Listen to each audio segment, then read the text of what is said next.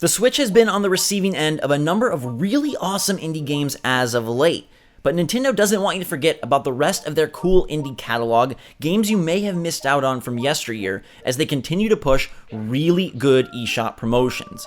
What's going on, everybody? It's Zach from SwitchForce, and I am surprised and impressed to see Nintendo continue to do really great sales on the eShop. They did a fantastic job around Christmas time, the holiday season, bringing markdowns to some of their major eShop tentpole titles.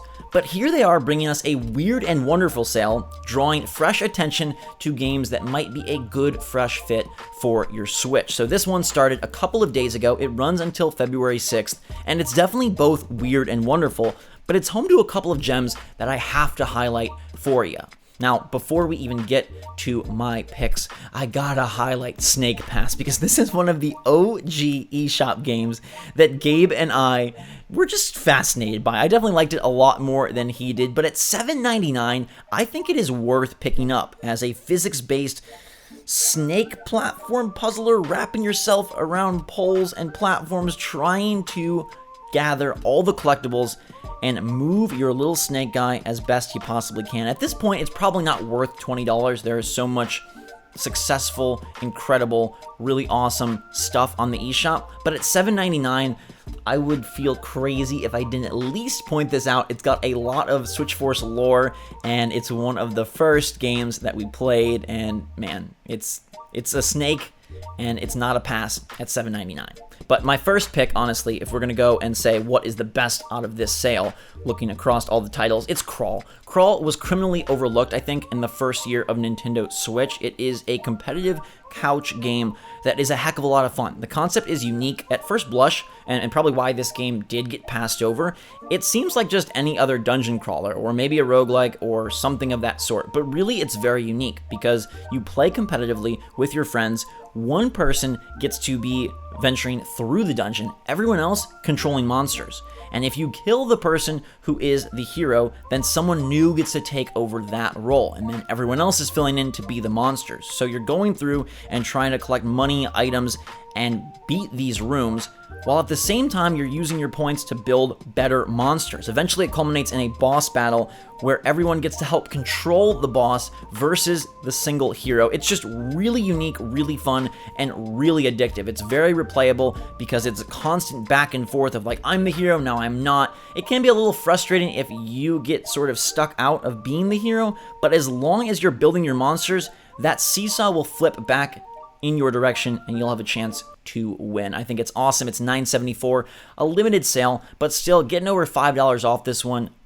It's really, really good, and I highly recommend it. I'm trying to get to level 10, and I cannot even attempt the boss until level 10. So this is basically like a back and forth race, and it's gonna seesaw, right? Because they have it set up nicely that as I level up, you gain more wrath.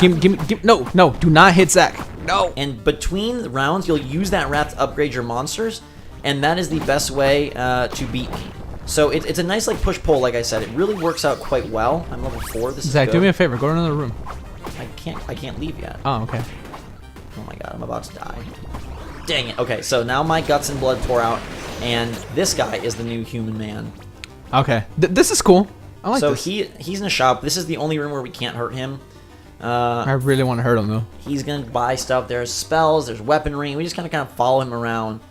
And possess things and shoot them at him to try and take this fool out. I'm going to go with a unique pick for my second choice here, and that's going to be Pool Panic over here. It gets a 67% discount down to $5.09.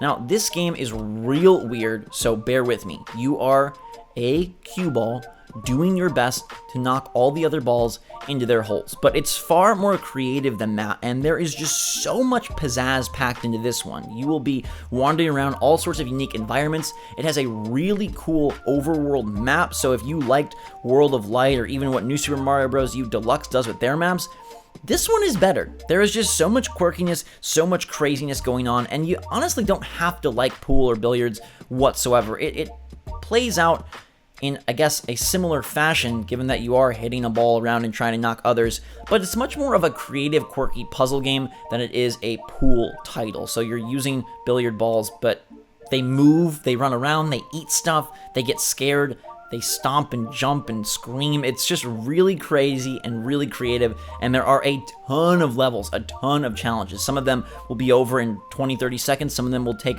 a bunch of retries. It held my attention for many hours. Even if you don't get through the entire game, I think it's super fun. $5, that's low investment, half of a movie ticket, and you're definitely going to get at least 2 hours of enjoyment here. I gotta give props to Pool Panic. I'm surprised it's on this much of a sale. I guess it just fits into not really any specific hole.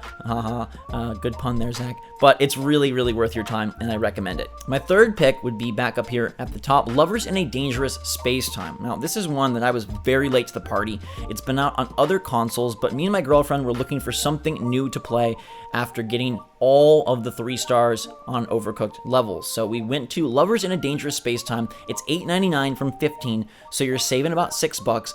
And let me give you the elevator pitch. You are 2 heroes in a spaceship, or it could be up to 4 if you have more friends or people that want to play, and you are trying to collect space bunnies to bring love to the world, to the universe, and save the day. And it plays out just like that. You're flying around this ship, but the conceit here is that you have to manage all of the different systems of the ship. So someone is going to be flying it around. Someone may be on the shields. Someone else may be shooting. And if you only have 2 people, you're going to be moving back and forth. You grab upgrades and have to decide if you want more thruster power, if you want a bigger shield, if you want better guns. And then you start getting augments that can change those even further.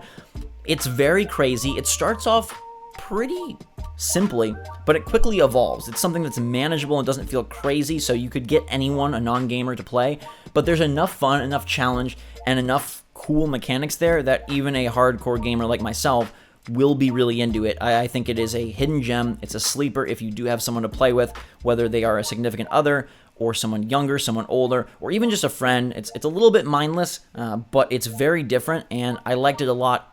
Even if it only gives you a few hours, again, less than a movie ticket, $8.99. My fourth pick is going to be Slime Sand, right next to Snake Pass. And while it doesn't have Noodle the Snake, it does have this adorable little green blob. This is a very retro-styled game, but it's reminiscent of things like Meat Boy and Celeste. It's nowhere near as big and bold as something like Celeste, but it will provide that kind of really intense, really rewarding platforming challenge. I like it a lot, and at $5.99 down from $11.99, it's pretty darn cool. There are extra levels that they've added along the way, and I think this is one that is worth grabbing if you're looking for something good in February. There's not a whole lot to talk about here because it's pretty much what it is. You're a slime running around these cool levels. Some of them are very quick, some of them are a little more time-consuming, but all in all, it's just a fun platformer that brings the challenge and is a nice follow-up if you've already gotten through things like Meat Boy or Celeste, games of that ilk on the Switch or elsewhere. I think just at $5.99 during February, it's a great get. And if we look around the rest of the list, just to give you some other comments here, World of Goo, a great game. It's very old, so it didn't make my top 4, but it is fun. Octodad can be very engaging if you have sort of a good sense of humor, I would say. It's a fun experience. If you haven't seen it or played it, $5 isn't so bad. Flame in the Flood Complete Edition, probably a decent pickup at half price. That's a pretty cool game. And then if we move down, I know that Hello Neighbor is a big fan favorite. It's not something that I've really gotten into, but at half price, maybe you're ready to consider it if you've been waiting on Switch. So again, a really cool sale that combines a bunch of unique games that probably wouldn't fit into many other promotions. I love what Nintendo's doing here. I hope that they continue to bring these theme sales each and every month, or at least every couple months. So I guess the TLDR here is if you have multiplayer in mind and you have the friends to play against locally, Crawl is definitely the pick. If you are stuck solo and want something single player, I'd go Pool Panic. If you're looking for co-op and have maybe a new gamer you want to integrate into your Switch ecosystem, Lovers is fantastic. And if you've already played these or are looking for something really difficult, Slime Sand is the way to go. Or maybe you just want to be real weird and get on Gabe's nerves and pick up Snake Pass since he is not a fan of Noodle. I'm excited to see Noodle returning, though. I wonder if they'll ever make Snake Pass 2. The rest of the stuff, it's okay, but that is where I would spend my time and money. Hopefully, this helps you out, and hopefully you're able to get something to help pass February along. I know there's been a lot of January releases, and we've got a lot on other platforms, but Switch is pretty dry in February after Wargroove on the first day of the month. really good look for the eShop as they continue to pile on so many games. I was looking at the release list from last week, and it's insane how many games there are. It becomes so expensive. Obviously, I grabbed Wargroove, but beyond that, it's like, okay, I'm spending as much as a full-price title if I want to get all the good stuff that comes, so these sales are much appreciated. There's also an NIS February publisher sale that's going on right now, so if you're into Disgaea, Ys, things of that sort, you may want to grab from this offering, but I felt like the Weird and Wonderful sale was where it's at because of the cheap prices, and again, the quality of some of these games that I've really liked over the course of the last 2 years. Let me know in the comments down below if you're going to be picking up any of these eShop experiences, any that you recommend that maybe I didn't highlight. I'd love to hear from you. Hit that like button if you enjoyed the video, and enjoy these eShop sales. They're really, really great, and I hope we continue to get them. Until that time, everybody, thanks so much for watching. Fantastic day. We love you a lot. SwitchForce out.